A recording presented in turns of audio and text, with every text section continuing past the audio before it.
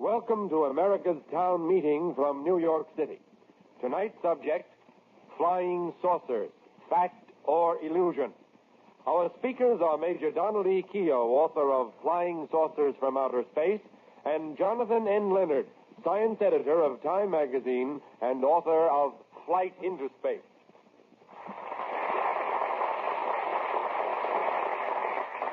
For scores of generations, civilized men have recorded astonishing descriptions of atmospheric phenomena and awesome things hovering in the skies above them.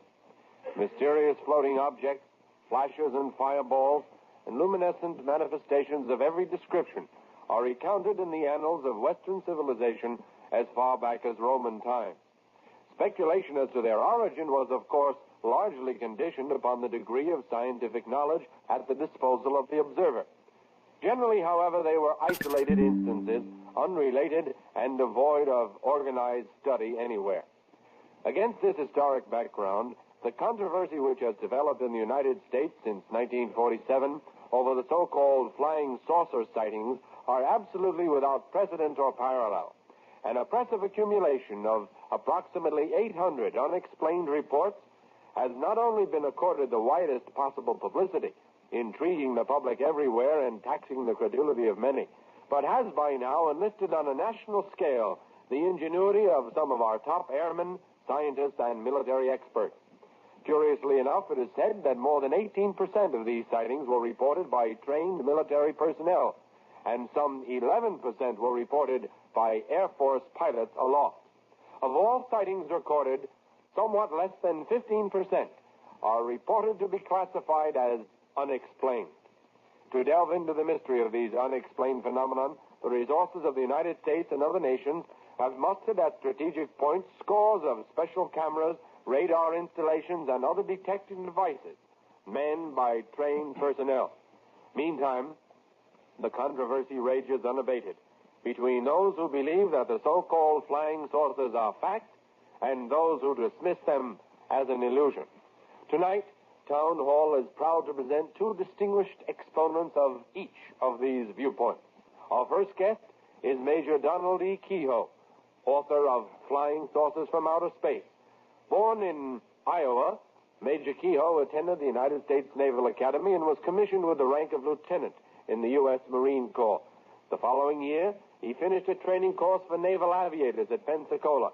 From 1925 to 7, he was Chief of Information of the Aeronautics Branch of the Department of Commerce and was assigned as manager of the U.S. tour of the Josephine Ford North Pole plane, which flew around the country with Floyd Bennett and Bert Blanchard.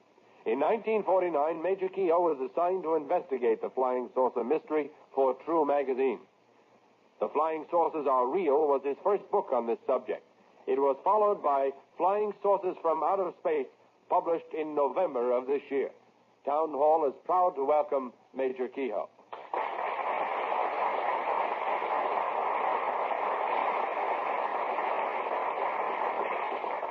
In 1948, like many other pilots, I scoffed at the saucer reports. Now, after a 5-year investigation, I believe they are real.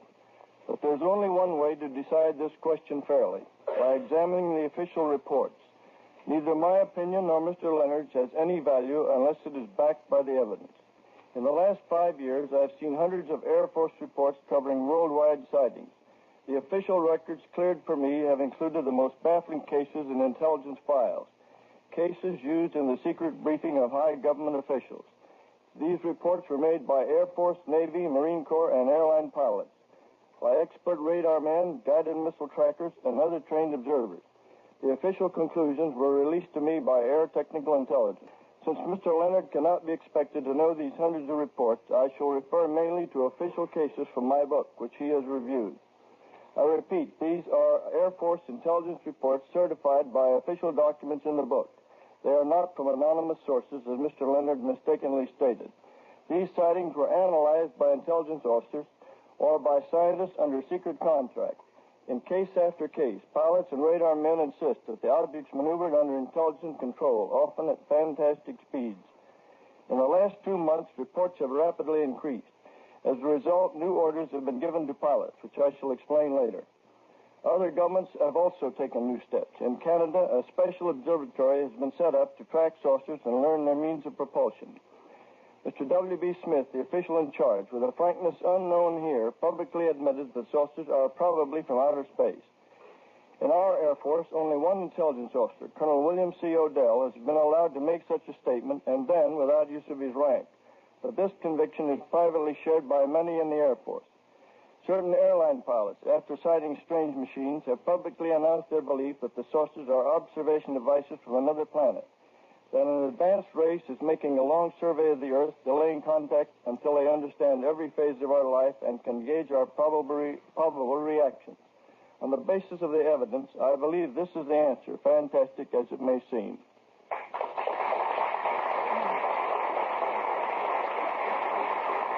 Thank you, Major Keyhoe. Our next guest is Jonathan Norton Leonard, science editor of Time magazine. Mr. Leonard joined the Weekly News magazine staff as foreign news writer in 1943. He became Time's science editor in 1945. Born in Somerville, Massachusetts, he attended public schools there and entered Harvard University in 1921.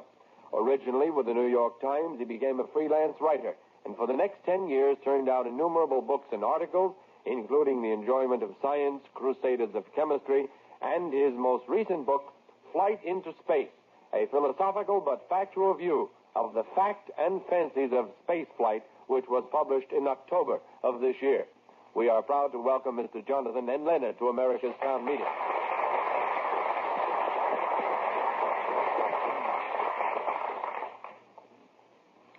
The question, do you believe in flying saucers, has come to mean, do you believe that flying saucers are spaceships from a foreign planet? I do not believe it because I have seen no evidence for it. All I have seen is reports of strange sights in the sky. Most of them have been explained in unsensational ways, and most of the rest were so poorly reported that no conclusion is possible. But even if many unexplained saucers had been seen, they would not necessarily be spaceships. To call them spaceships is jumping to an extremely unlikely conclusion. It is explaining a small mystery by pinning it on a big mystery. The ancient Greeks could not explain lightning, so they gave up and called it a weapon of the god Zeus. This was no explanation at all. The flying saucer cultists are doing the same thing. To explain a few puzzling reports, they are dreaming up spaceships, and they give them a godlike ability to violate all known physical laws. The world is full of mysteries, and the way to solve them is to observe them and study them carefully. This is what the Air Force has been doing, and it says that it has no evidence that flying saucers are spaceships. People who say that the Air Force is lying about this, and that it is deliberately concealing a threatened invasion from space, are accusing it of something close to treason. I do not think that they are justified. Spaceships are not impossible theoretically. The human race can build them if it makes the effort, and there may be races in space that have already done so. At least I cannot prove that there are not. But to say that flying saucers are spaceships just because a few of the reports are hard to explain is naive and primitive thinking. It is like explaining lightning by calling it the weapon of a god.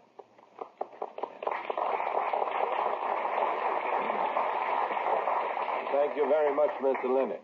Major Keyhoe, before we go into our exchange of views, and I know they're going to be sharp this evening, I was intrigued by a statement which you made in your opening presentation, and I'd like to ask you if you might not wish to elaborate on it.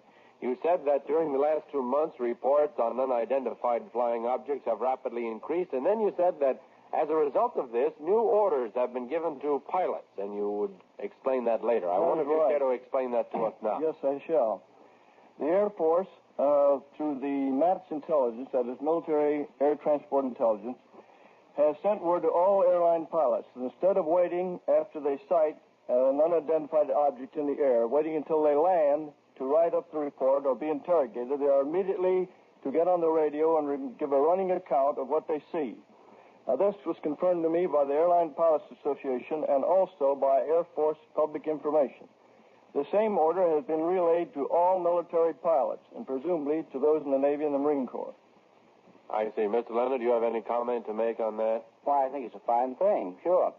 Why not? There's a lot of controversy on this thing, and the Air Force has been accused of concealing evidence. I think it's a very good thing to tell the pilots to report right off. But this shows a great deal of concern, which the Air Force at the same time disavows. It says we're not concerned, there's nothing to it, and at the same time they give these orders and tell everybody to get in the information as rapidly as possible. I don't think they're concerned about spaceships. I think they're concerned about the publicity they're getting. They're concerned about the objects. Well, gentlemen, that brings us, I think, to the very first point which the average American would like to have clarified and discussed this evening. What are the observers seeing, in your opinion? Are they seeing something or are they seeing nothing? Is it imagination or is it factual that they are seeing something? Want me to answer that? Please do. Well, I think they're seeing something. I think that a good many of these people are perfectly sincere. There are some jokers and liars, some drunks, no doubt, but I think a good many of them see something. What they see is another question. Do you have your opinion, Mr. Leonard, as to what they may be actually seeing? I think they see a great variety of things. I think they see old reflections from the tail fins of aluminum airplanes. You can see them at a much greater distance than you can see an airplane. They see weather balloons. And I think in the case of the more mystifying reports, they see various kinds of optical effects. Now, they aren't optical illusions any more than a rainbow is. A rainbow is an effect, an optical effect. It's very real. It's so. We know how it works.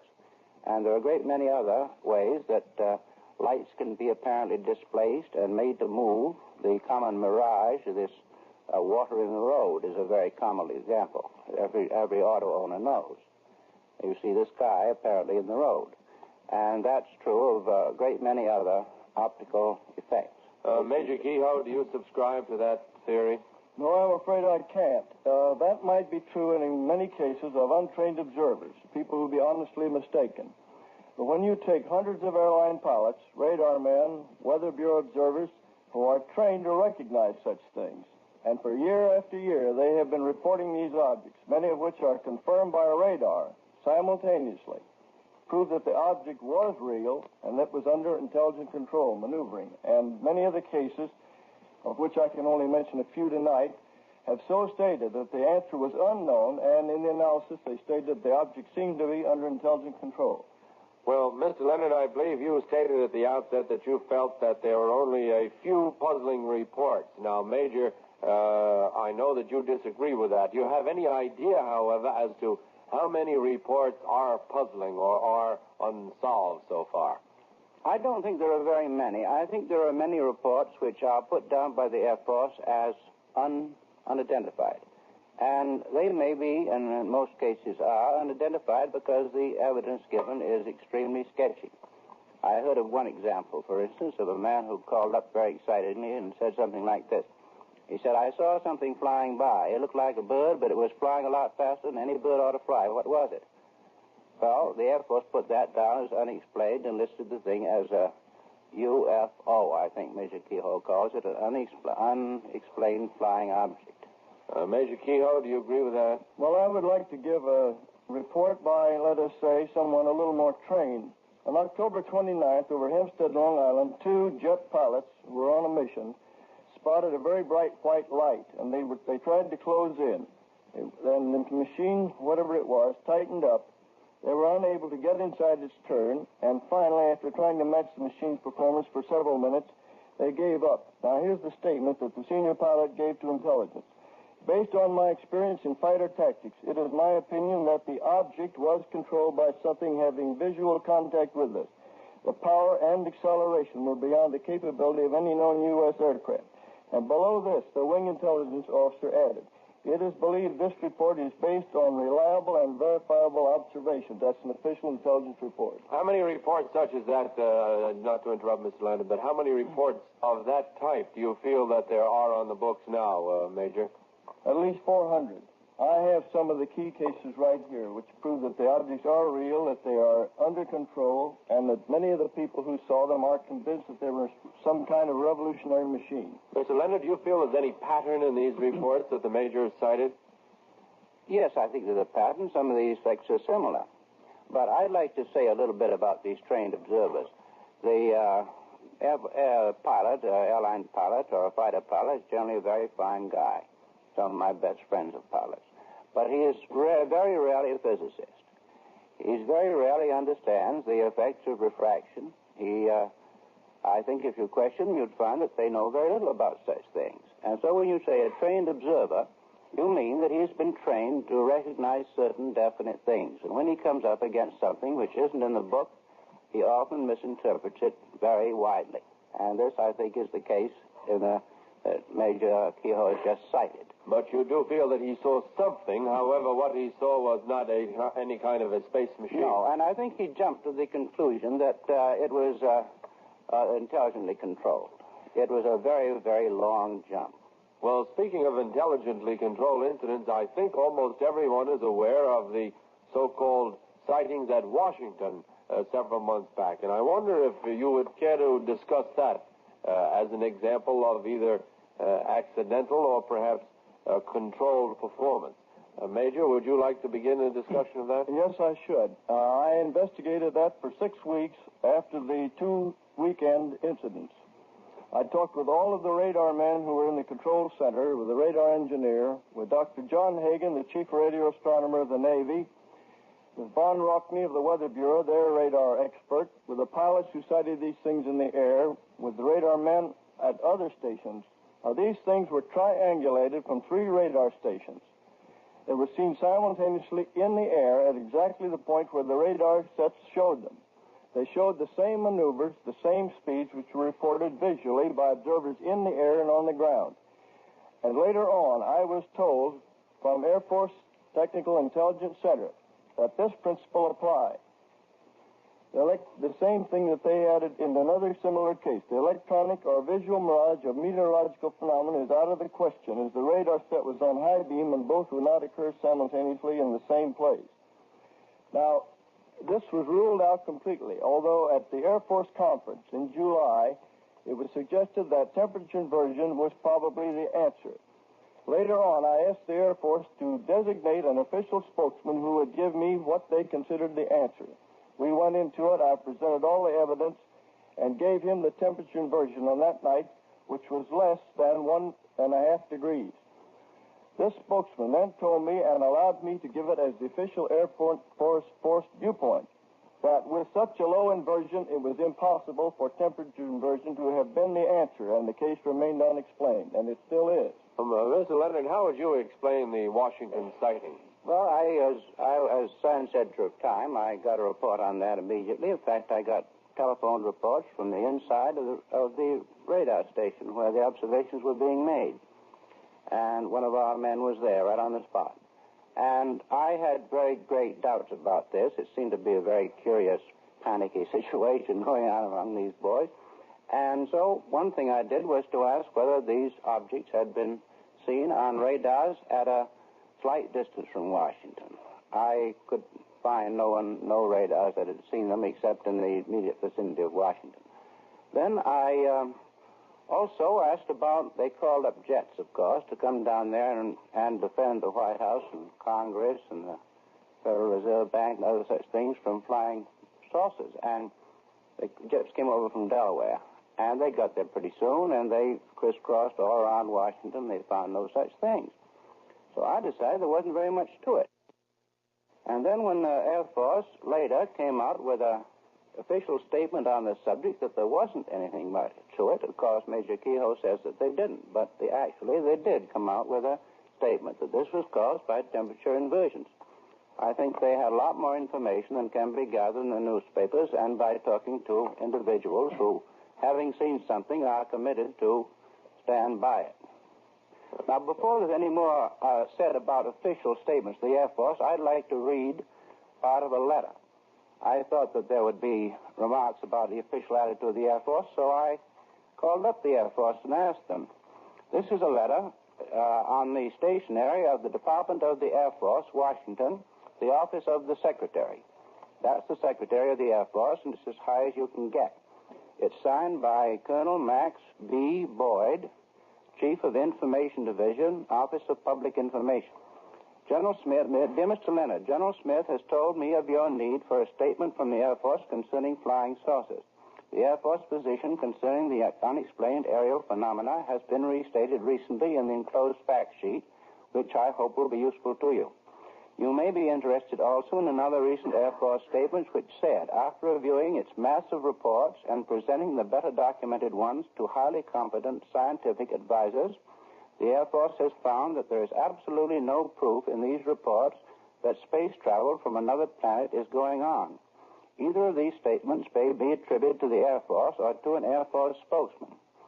Now, this is, if I will read on occasion some of the things from their fact sheet. One of them is about the same sort of thing. It says that no authentic physical evidence has been received establishing the existence of spaceships from other planets. Well, Mr. Leonard, if I may interrupt, is there any evidence or any statement by the Air Force which would deny, for example, that these sightings are sightings of solid objects controlled by intelligent procedure?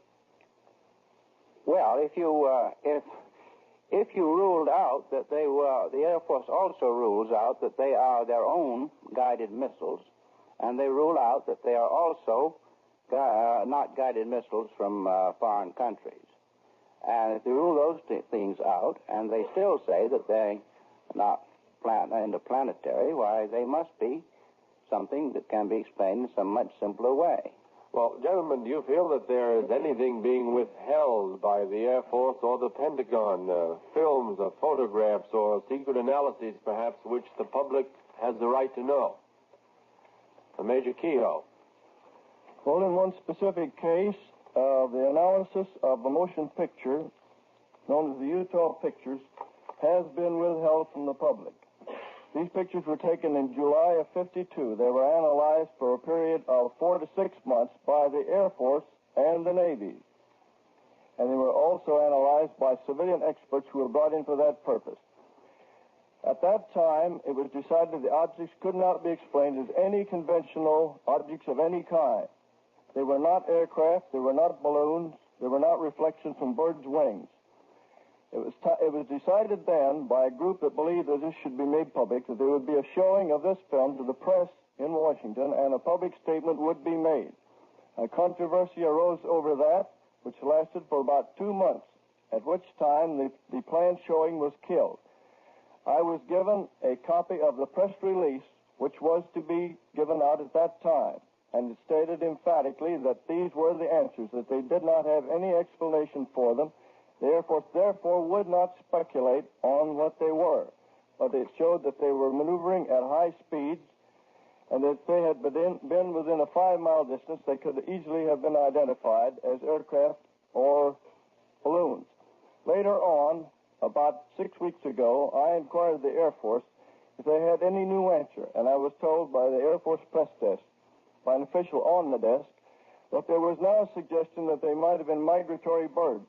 In spite of the fact that in this analysis, which has not been released to the public, it says they could not be reflections from birds because the light source was too intense and no light, no bird's wing could be that reflective.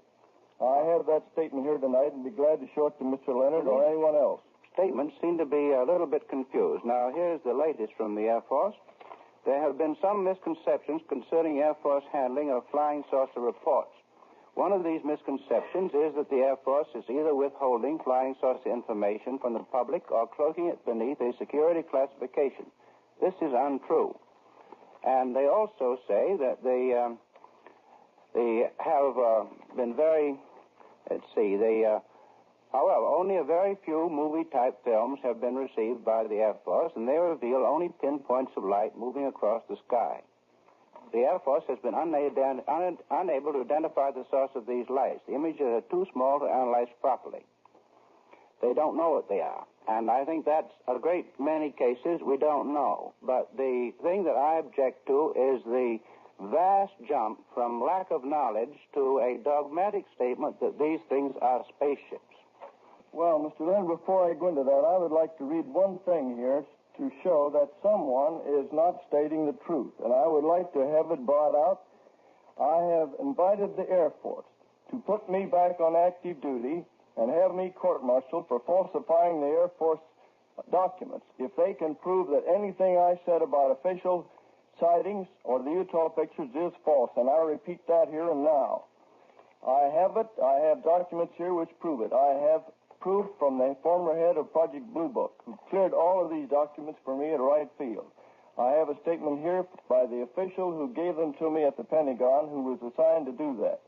I can prove that every case in that book that I say is from the Air Force is an official sighting case, that the pictures were taken, they were analyzed, and they have not, the analysis has not been released. And still they deny that they have any evidence whatsoever that these things are from space. That's right. That's 2 weeks ago. That's right. But here is what they told me repeatedly. We have no concrete evidence.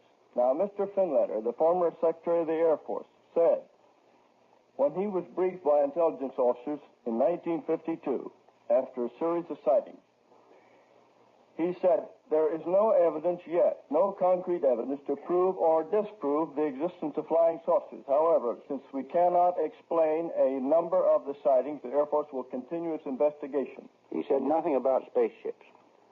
No, but in many of these sightings, which I can't read here, but some of them are in the book, and any that you wish to know, I'll be glad to show to you. They're from very junior officers. officers. Speeds have been computed and confirmed by radar, and intelligence certifies that the speeds were measured at speeds of thousands of miles an hour, that the objects were solid. They don't certify any such thing, Major. I beg your pardon. No, they don't. These things have been analyzed by higher sources, higher groups in the Air Force, and their conclusion is just what I read to you. Well, gentlemen, nothing of the kind. we'll return to that in just a moment. I've seen everywhere from the North Pole up to Greenland, Alaska, and in every country that we know of except behind the Iron Curtain, and there have been very few cases, but a few, from that area.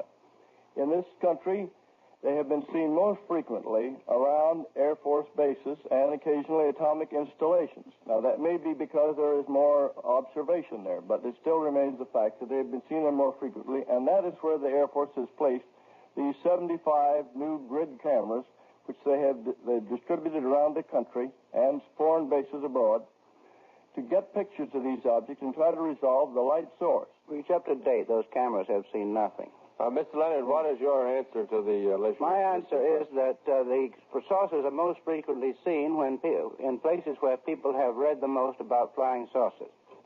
They've also been seen in places where they've had no flying saucer reports at all. They've been seen in Africa, the Far East, the Near East, by Chinese who can't even read their own language. They've been seen all over the world in places where there's absolutely been no communication about flying saucer books, articles, or news sites. They were seen in ancient times, but they call them dragons and witches. If the Air Force were convinced that what they're telling the public is true, why are they spending money, and a lot of money, to investigate this? Why have they scrambled jets at least 400 times in the past 4 years to chase unidentified objects?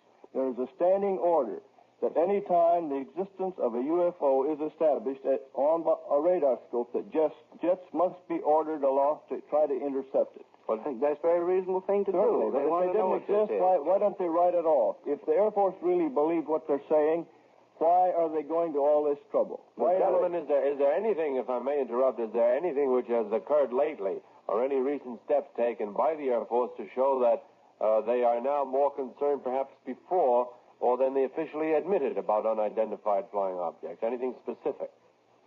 I think not, and I think this letter I read to you is dated December 15th and is from the Secretary of the Air Force. Well, we will continue with our discussion in just a moment. Gentlemen, now we have come to the most intriguing portion of America's Town Meeting, where we entertain questions from the audience directed to both of you. I would like to recognize at the outset the gentleman on my left. For whom is your question intended? I would like to address my question to Major Keyhoe. Major Keyhoe, I would like to review a question. How possible is it for the flying saucer or the thing seen to be pilotless and to be controlled from the ground by the U.S. or some foreign power? Well, if such a device existed which had those speeds and capabilities, it could be guided by remote control just as we guide our drones or pilotless bombers. The next question, please. This is Mr. Leonard. Would you tell us who you are, please, and where you're from? My name is Paul Matthews. Mr. Leonard, don't you think that the Air Force may not wish to create panic, and that is why they're withholding the information that they may have, and also that they may have discovered that these visitors are not, after all, hostile or out to attack us in any way? Well, that's really two questions. Yeah. I think the first one about they're not wanting to create panic, I think if they're proceeding in that way, they're being very, very remiss in their duty. The Air Force is supposed to protect us and not to allow us to live in a fool's paradise. And I think that if anyone in the Air Force tried to do that, the higher levels of the government, the President, the Secretary of Defense, would immediately stop them because it would be the worst way to get us in trouble. And this question of having made contacts with them and decide they're not hostile, I think in that case, I think they'd be delighted to tell us all about it. May I have the next question, please? The lady on my right. My question is addressed to Major Keyhoe. Would you tell us who you are, please? My name is Eunice Ford, and I'm from Detroit. My question is there a possibility, Major Keyhoe, that another planet might be trying to contact the Earth? Well, I think that is the answer. Of course, there's no way of knowing which one it might be. It's possible it might be within our own solar system. Perhaps the Mars Committee, which has now been established to watch Mars as it nears the Earth, may find some evidence during the coming year.